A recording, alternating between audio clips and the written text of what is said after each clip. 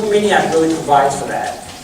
It also provides for the situation where during a meeting, the discussion's going on and your agendas are already cited, and somebody raises the issue about whether the discussion has now gotten to a point where it's off the agenda. And again, amending the agenda is probably the best way to address those situations. The Open Meeting Act provides, again, for all public bodies except for school committees, that the agendas can be amended right at the meetings by a majority vote. Some of those types of situations where your discussion is going on and somebody raises an issue about whether the agenda is specific enough, there's really no harm, no foul to complying with the Open Meeting Act, making sure you follow these provisions and what's set forth here, and just amend the agenda to include in the exercise of caution whatever your discussion is. As I said, it's by majority vote. The caveat with this is that it's for informational purposes only. Whatever is going to be amended can't be voted on except for an emergency or to refer to another person or committee. And we'll talk about the emergency provision in a little bit, but I'll give you a little bit of foreshadowing now that that's a very, very limited exception. The case that's cited down below here, the Pasco Board of Fire Commissioners, it exemplifies both the good and the bad of how this was handled. This was a situation where the Board of Fire Commissioners wanted to convene into executive session, but it was not on their agenda. They wanted to discuss some matter that was in executive session,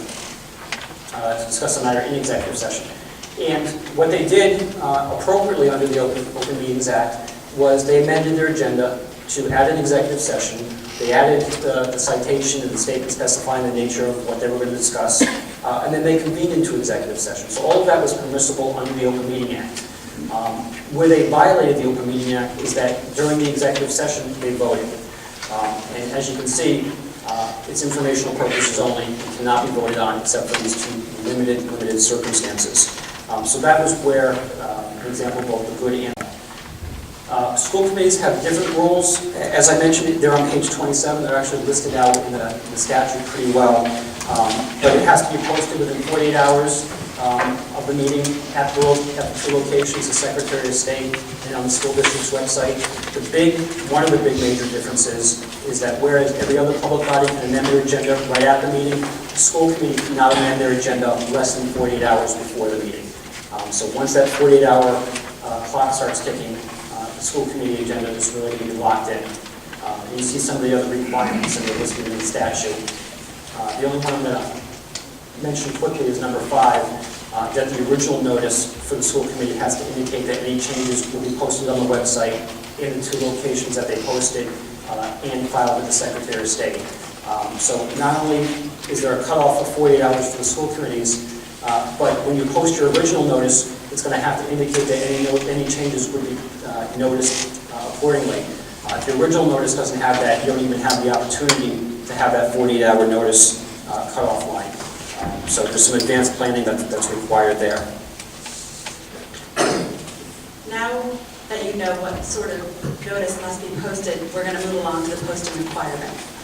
If you're not a school body, actually the school committee needs to comply with this too, but we'll get to the additional step in a moment. You must post the notice in the office of the public body. If the public body does not have an office, it should post it where the meeting is going to be held. You also need to post the notice at one other prominent location in the governmental unit. And this would include something like the State House, a library, or a police station. Lately we've been seeing some being posted things like the local hardware store or the supermarket, and these are not going to comply with the Open Meetings Act. In third place, it needs to be posted would be at the Secretary of State online. Last year we decided a case, Archer versus the Smithfield Town Council, and in that instance the Town Council posted 2 times in the same building and then again on the town's website. This obviously did not comply with the Open Meetings Act because it was not in 2 different locations, and although the town's website is probably actually a great place for a lot of people to post because a lot of people do go to the town's website to find information, at this time that does not comply with the Open Meetings Act. It must be on the Secretary of State's website. The school committee has an additional requirement, which is that they must publish their notice in a newspaper. And I want to point out that the burden is on the school committee to do this. So if the newspaper makes a mistake and your notice isn't published, that is on you. You you will have violated the Open Meetings Act. Our office is very cognizant of the fact that getting these in the paper is both time-consuming and expensive, and last year we issued a couple findings from requests by school committees who were trying to seek out alternate venues. And the first one that we issued was a request as to whether or not the Valley Breeze would be an appropriate substitute. For those of you that don't know, it's a local publication that, although I understand is read by quite a lot of people, it's available free of cost and can be picked up at various locations around town. The Open Meetings Act does not define what a newspaper of general circulation is, so we investigated the definition of a newspaper and found that basically every definition included the requirement that it must be a newspaper of general circulation, including paid circulation. Because the Valley Breeze is a free newspaper and it is not mailed out to its constituents, we found that the Valley Breeze would not comply with the Open Meetings Act requirement and it could not be used for this requirement. Right after that, we were requested to determine whether or not the Providence Journal Online would be an acceptable substitute. And again, of course, the Open Meetings Act does not discuss online publications.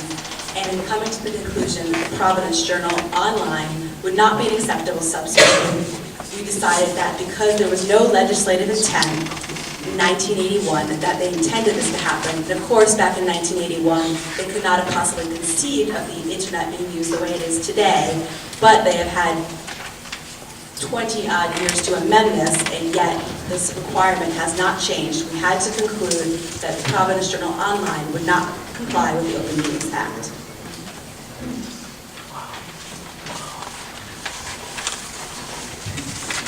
What must be in your minutes? All public bodies must maintain both open and closed minutes, even if the majority of the meeting takes place in a closed session. And the reason for that is, as Mike explained how to get into an open call, there are various formalities that need to be complied with that need to be recorded in the open session minutes. So a public body must go into open session first and record this in the minutes in order to comply with the Open Meetings Act. Other than that, the minutes must have the date, time, and place of the meeting, the members who are absent and present, and a record taken by individual member of the votes taken.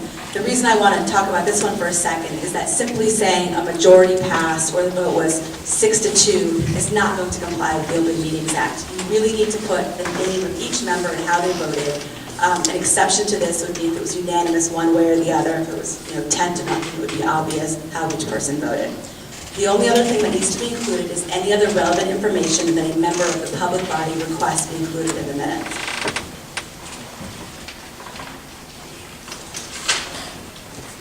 Unofficial minutes of both open and closed session must be available within 35 days of the meeting or at the next regularly scheduled meeting, whichever is earlier. The exception to this is if a public body properly seals the executive session minutes. If the public body does not seal the minutes, they would be an open record and must be provided.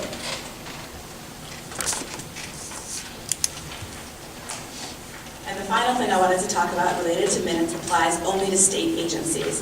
State agencies also have to file their minutes online with the Secretary of State's office. We get a lot of calls from people alleging violation because they go online and they can't find their school department minutes online or their town council minutes online, but this isn't a violation. Although they can post the minutes online if they so choose, they are not required to do this under the Open Meetings Act. Page 27 of the Brown Book is the provision for public comment. Again, this is one of the cases where school committees and everybody else is treated slightly different this time. There's not a major difference between school committees and everybody else. But with public comment, all public bodies, and I guess just to give the history behind this a little bit, we issued an advisory opinion prior to this provision being enacted where we were asked if the public body responds to a comment during the question and answer session or during open comment or open forum that was not on the agenda, does the public body violate the Open Meeting Act? We opined that it did because, as we've talked about today, the public body can only talk about things that are on the agenda.